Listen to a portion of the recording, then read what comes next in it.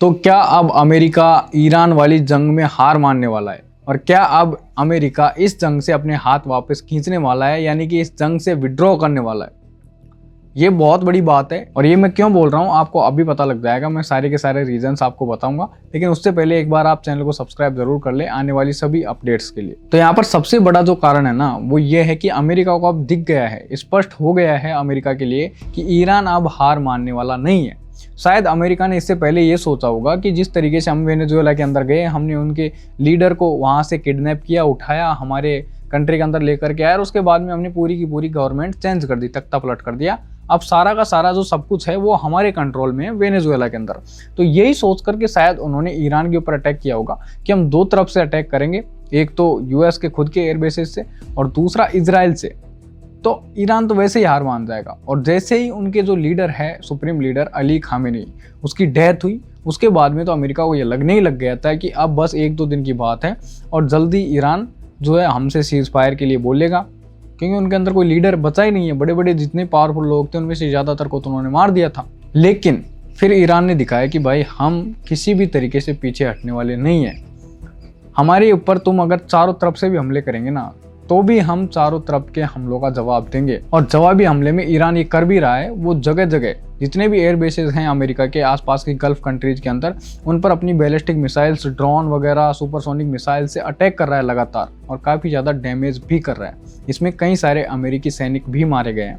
उधर इसराइल की बात करें तो इसराइल के अंदर भी ईरान ने काफ़ी ज़्यादा डैमेज कर दिया है। और अब लगता नहीं है कि ईरान जो है हार मानने वाला है, क्योंकि ईरान की तरफ से एक बात और निकल करके सामने आई है कि अब हमारी जो आर्मीज़ हैं, हमारी जो सेना है, हमारी जो एयरफोर्स है, वो हमारे कंट्रोल से बाहर है। क्योंकि अब वो हमारी नहीं सुन रही है और ना ही हमारे बीच में कोई बहुत ज़्यादा अब कॉन्टैक्ट रह गया है।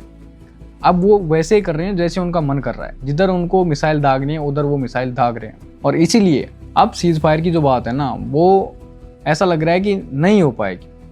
अमेरिका एक तो पहले कह रहा था कि हम सीज फायर की बात करेंगे ही नहीं। अब अगर वो करना भी चाहें तो कैसे करेंगे, क्योंकि ईरान के अंदर अब ऐसा कोई है ही नहीं जिससे आप डायरेक्ट जा करके बात कर सको कि भाई हम सीज फायर करना चाहते हैं, या फिर वो आकर के आपसे बात करें। क्योंकि ज़्यादातर जो लीडर्स थे बड़े बड़े, उनको तो तुमने मार ही दिया है। हालांकि अभी जो खबर आ रही है वो ये आ रही कि अली खामेनी की डेथ के बाद में उसके बेटे मुज्तबा खामेनी को नया सुप्रीम लीडर चुन लिया गया है। लेकिन अभी इसकी कोई ऑफिशियल कंफर्मेशन नहीं है, अभी सिर्फ खबरें आ रही है। जब तक अली खामेनी को दफनाया नहीं जाता है तब तक इसकी कंफर्मेशन नहीं आने वाली है। तो अमेरिका बात करना भी चाहे तो करेगा किससे। और दूसरा जो सबसे बड़ा कारण है वो ये है कि अमेरिका के खुद के लोग अपने लीडर्स से सवाल कर रहे हैं कि आखिर हम ये जंग क्यों लड़ रहे हैं। भाई हमारा ऐसा क्या जा रहा है जिसकी वजह से हम हमारे सैनिकों को भी मरवाएं, हम अपना नुकसान भी करवाएं, हमारे जो एयर बेसेस हैं गल्फ कंट्रीज के अंदर उनको भी तबाह करवाएं। तो अमेरिका के जो लीडर्स हैं ना, वो इसका कोई सटीक जवाब नहीं दे पा रहे हैं। वो लगातार अपने जवाब बदल रहे हैं। ट्रंप को ले लो या फिर उनके जो डिप्टी प्रेसिडेंट है उनको ले लो, जो भी है सबके सब इस तरीके से बयान बदल रहे हैं कि किसी का भी विश्वास उनके ऊपर नहीं रह गया है। पहले उन्होंने बोला कि भाई हम रिजीम चेंज करवाना चाहते हैं, वहाँ की जो गवर्नमेंट है वो तानाशाह है, हम उनके लोगों के साथ में खड़े हैं। अभी जो नया बयान आया है उसमें वो ये कह रहे हैं कि भाई वो जो है इजराइल ईरान के ऊपर अटैक करने वाला था और जैसे ही इजराइल ईरान पे अटैक करता तो वो हमारे ऊपर भी अटैक करते। तो इससे पहले कि ये सब कुछ हो, हमने खुद नहीं अटैक कर दिया उनके ऊपर। उससे पहले उन्होंने ये बयान दिया था कि हमें जो अली खामेनी को मारना था, इसलिए हमने ये अटैक करवाया। मतलब बार बार अपने बयानों से बदलना ये दिखा रहा है कि कहीं ना कहीं अमेरिका जो है ना परेशान है।